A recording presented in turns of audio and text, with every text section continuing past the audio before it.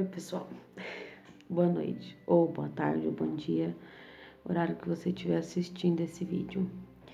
Eu quis gravar, quis falar um pouco com vocês, porque eu tenho esse espaço aqui, então, quando eu achar que eu preciso e que é bom e que edifica, eu virei.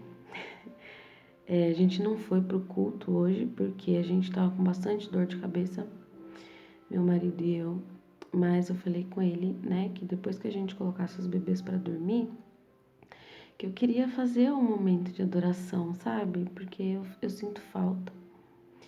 E, e como a gente não foi pro culto, então não queria ficar sem fazer, sabe?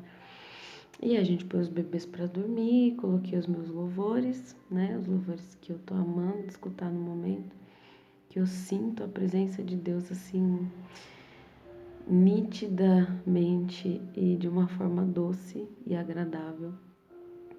Coloquei os louvores e comecei a falar com Deus e é interessante como Deus é acessível, né?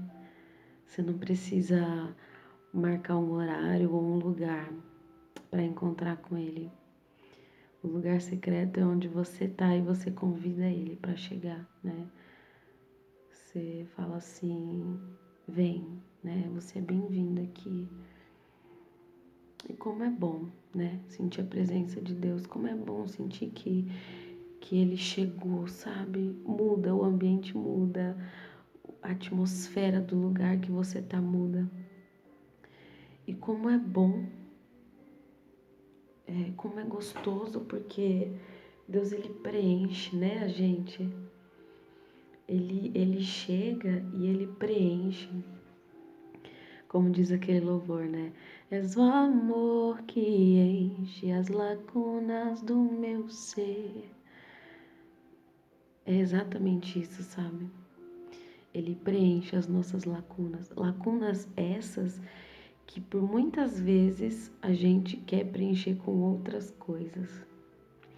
Existem buracos dentro de nós, em todas as áreas. Existem espaços que precisam ser preenchidos. E cada área precisa ser preenchida primeiro com Deus, né? E por um tempo eu vivi longe de Deus. Talvez frequentando a igreja, mas ainda assim longe de Deus, porque uma coisa não tem nada a ver com a outra. Estar na igreja não quer dizer que você ande com Deus, que você esteja com Deus, entende? Então eu tive esse meu momento com Deus. E depois dos louvores, depois de chorar, porque também não tem coisa melhor do que chorar com Deus. Meu Deus, como é bom, como é bom, como é bom chorar nos pés dele, assim, sabe? E depois disso, eu coloquei uma oração em que o rapaz falava assim, que o mesmo Espírito e poder que ressuscitou Jesus, que ressuscitasse essa geração, sabe? E aquilo me impactou muito, porque eu tenho observado muito o que tem acontecido, né, com as pessoas, assim, com a gente, porque eu me incluo nisso. Nas últimas semanas, nos últimos meses, né, nesse tempo de pandemia, como que nós temos levado a nossa vida, como que a gente tem vivido. E aí, primeiro, eu faço uma autoanálise, né, como eu tenho vivido, eu, Tamires. Eu vou falar pra vocês que no meu relacionamento com Deus, a parte mais difícil pra mim é lidar com a minha identidade, com o meu caráter. Essa é a palavra. O meu caráter. Aquilo que eu sou na minha essência, sabe? Aquilo que eu decido ser na minha essência. É a parte mais difícil para mim. Lá no começo do ano eu compartilhei com vocês que as minhas palavras para esse ano eram maturidade e intencionalidade. E eu nem entendia naquele lá em janeiro. Eu não tinha noção do que seriam essas palavras nesse ano de 2020 para mim. Algumas pessoas até falam, né, que esse ano acabou, que esse ano poderia ser cancelado, mas para mim não. Eu acho que eu nunca cresci tanto na minha vida, nunca amadureci tanto na minha vida, nunca entendi tanta coisa em 26 anos, sabe? Do que nesse ano. Então, para mim não foi um ano perdido, independente de tudo que aconteceu. Foi o ano em que eu mais cresci como ser humano, como filha de Deus. E voltando para a oração daquele rapaz, eu fiquei pensando assim, né? Como a gente se acostuma em viver independente de Deus. Já parou para pensar nisso? Se você já teve um período assim na sua vida em que você viveu independente, eu já tive vários períodos em que eu me senti independente de Deus. Eu não queria Ele. Olha só.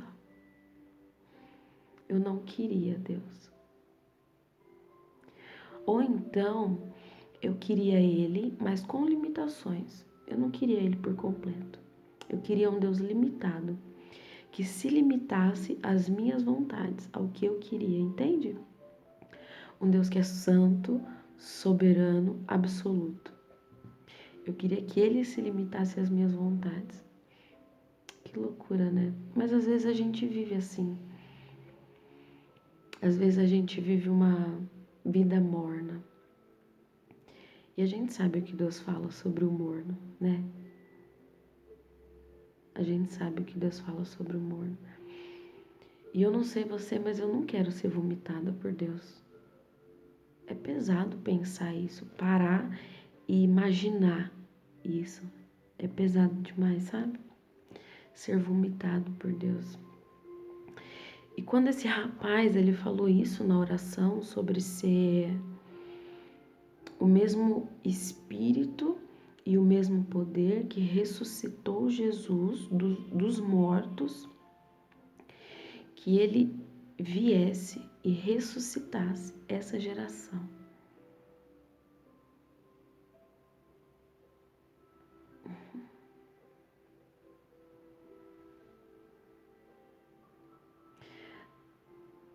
A nossa geração, ela tem vivido, nós temos vivido, vamos falar assim, né? Nós temos vivido uma vida muito pelo prazer, né? A gente vive muito pela busca do prazer, em todos os sentidos. A gente quer o prazer comendo, a gente quer o prazer bebendo, a gente quer o prazer assistindo, prazer absoluto mesmo. Lembra das lacunas que precisam ser preenchidas? Que quando a gente não preenche com Deus, a gente começa a preencher com outras coisas. Só que essas coisas não são suficientes. Enfim. Então eu quero falar com você. O meu objetivo mesmo de estar gravando esse vídeo é falar com você que conhece a Jesus, que talvez até já teve um relacionamento com Jesus, mas que por algum motivo se afastou dele e mesmo que inconscientemente, assim como eu, você falou para ele: eu não quero você mais. Eu não quero mais você. Você não serve mais para mim nesse momento da minha vida. Você não serve para mim. Que o mesmo Espírito e o mesmo poder que ressuscitou Jesus dos mortos possa ressuscitar você desse pensamento, dessa mentira do inferno, sabe? Jesus, ele vai voltar um dia, a gente sabe disso, mas a gente vive como se não soubesse. A gente vive como se isso nunca fosse acontecer. Mas eu estava conversando com meu marido esses dias. Nunca a gente esteve tão perto da volta de Jesus como hoje. Olha para o que está acontecendo no mundo. Olha para a maldade, como tem aumentado e se multiplicado. Nunca, nunca a humanidade esteve tão perto da volta de Jesus como hoje. Isso não é para gerar medo, isso é para gerar temor no nosso coração, sabe? Isso é para fazer a gente parar e pensar. Às vezes a gente tá tão buscando as coisas aqui, né? Não é errado buscar as coisas aqui na terra. Não é errado você querer um bom emprego, um bom casamento, uma boa casa, um bom carro, comer bem, vestir bem. Não é errado, é bom. A Bíblia fala que a gente comeria o melhor da terra, né? Mas isso aqui não é tudo, entende? E às vezes a gente vive como se isso aqui nunca fosse acabar, né? Que loucura, que loucura, que loucura. Que você e eu, a gente tenha temor pela volta de Jesus, sabe? Eu não sei você, mas eu não quero ficar. Ou ser lançada no, no inferno, passar a eternidade no inferno. Ter vivido aqui uma vida maravilhosa. Ah, eu comi, eu bebi, eu dormi com quem eu quis, eu saí com quem eu quis, eu comprei o que eu quis, eu viajei pra caramba, eu fiz, eu aconteci. E no fim das contas,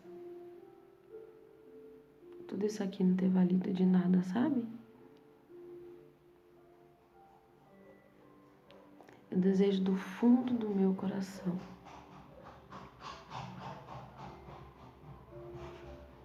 Quem tá andando de cavalo uma hora dessa? Eu desejo do fundo do meu coração que você possa parar para refletir sobre isso, sabe? Não porque a Tamira está falando, mas porque a sua vida é importante para Deus.